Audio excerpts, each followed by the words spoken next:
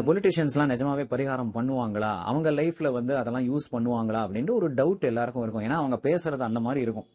But உண்மை என்ன அப்படின்னா, இன்னொரு சைட்ல எல்லா பொலிட்டிஷியன்ஸும் வந்து ப்ராப்பரா, அதாவது பொது ஜனங்களை விட பல மடங்கு அதிகமா தெய்வ நம்பிக்கையோட ஒழுங்கா பூஜை புனஸ்காரம் பரிகாரம் எல்லாம் பண்ணக்கூடியவங்க அத்தனை பேருமே.